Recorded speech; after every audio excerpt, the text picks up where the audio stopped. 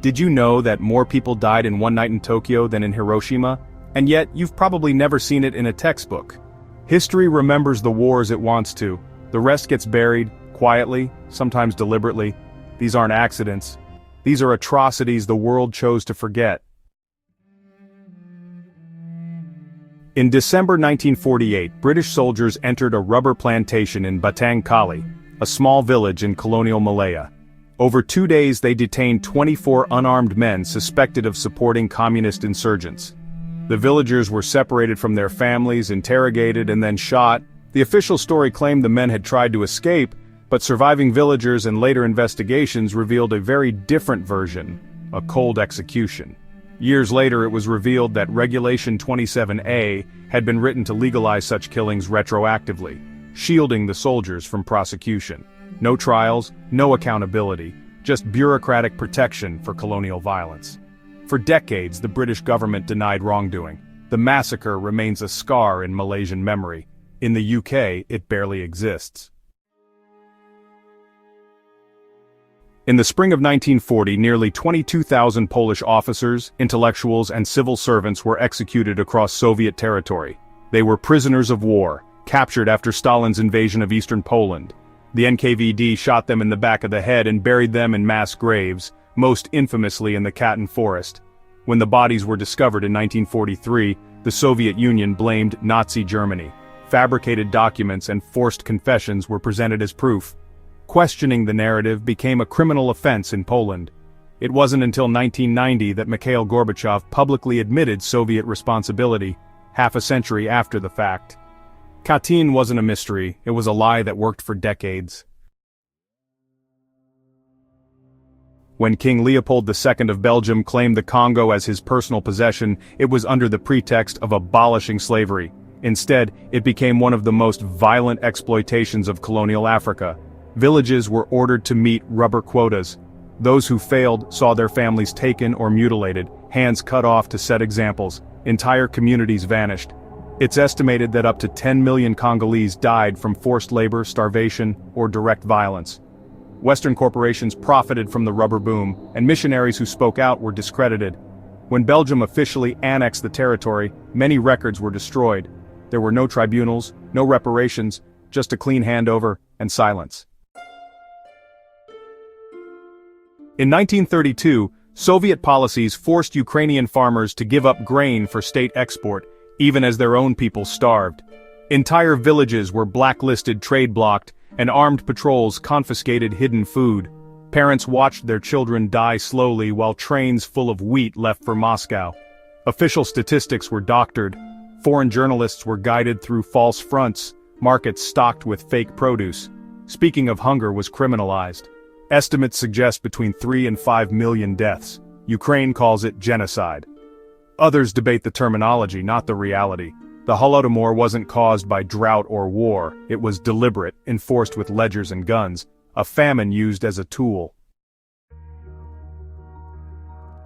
For 40 years, the U.S. Public Health Service observed 600 African American men in Alabama, 399 of whom had syphilis.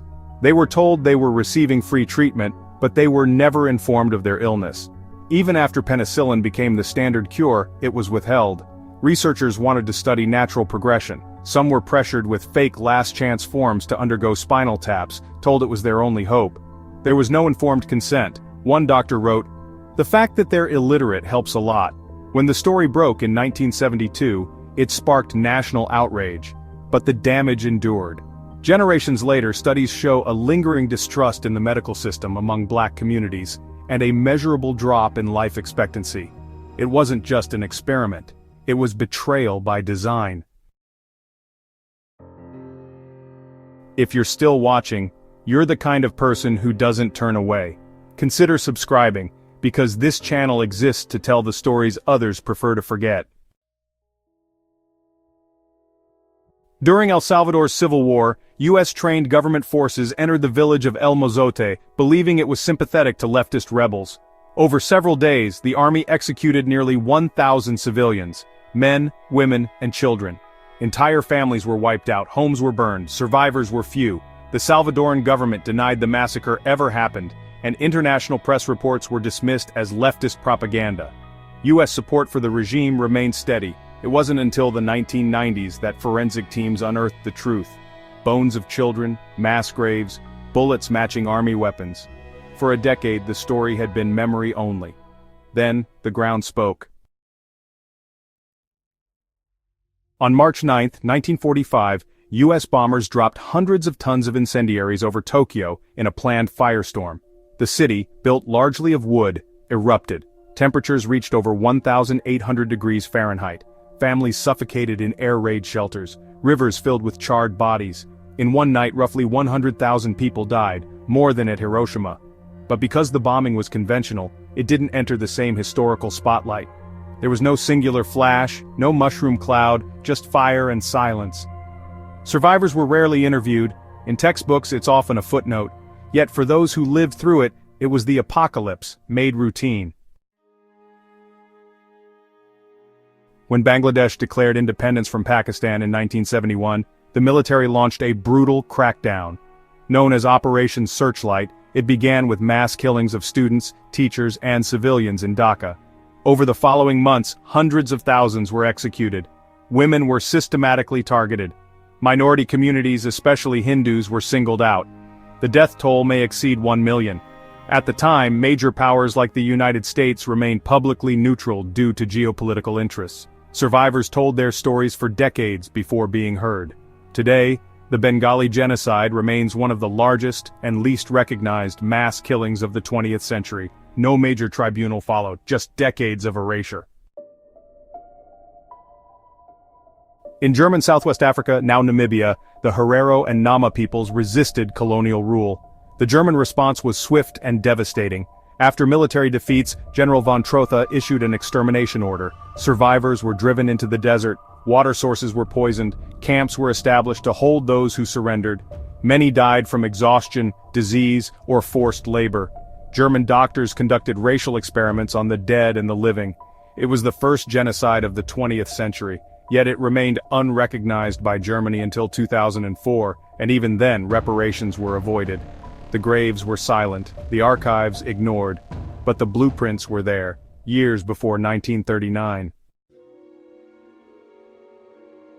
After a failed coup in 1965, the Indonesian military and allied militias began a purge of suspected communists. Lists were handed out, neighbors denounced neighbors, bodies were dumped in rivers, some provinces saw entire populations rounded up.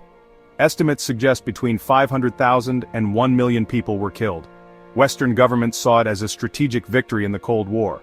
The CIA provided logistical support. In Indonesia, the narrative was rewritten, the killings were labeled heroic. For decades, victims were unnamed, books were banned, speaking the truth was dangerous. The memory remains fractured, the silence intentional. In just 100 days, nearly 800,000 Tutsi civilians were killed in Rwanda by Hutu extremists. It didn't begin with gunfire, it began with radio. On RTLM, known as Radio Mille Collines, announcers named neighbors, mocked Tutsi women and called them cockroaches to be exterminated. Machetes were handed out by the thousands. Many had been imported from China, but shipments continued even as the killing began. France, a close ally of the Hutu regime, sold weapons before and during the genocide, and later sheltered key figures including Felicien Kabuga, the man who financed RTLM. He was protected in France for decades before being arrested in 2020. UN peacekeepers stood by. International response was slow, then silent. This genocide wasn't spontaneous. It was rehearsed, broadcast, armed, and then denied. None of these events were spontaneous. They were organized, ordered, recorded, politicians signed off, armies followed orders, entire systems looked away. And in many cases, so did the world. These atrocities weren't hidden, they were known. But knowing and remembering aren't the same. The truth didn't disappear. It was filed away, redacted, rewritten, or simply ignored, because forgetting is easier, and sometimes forgetting is policy.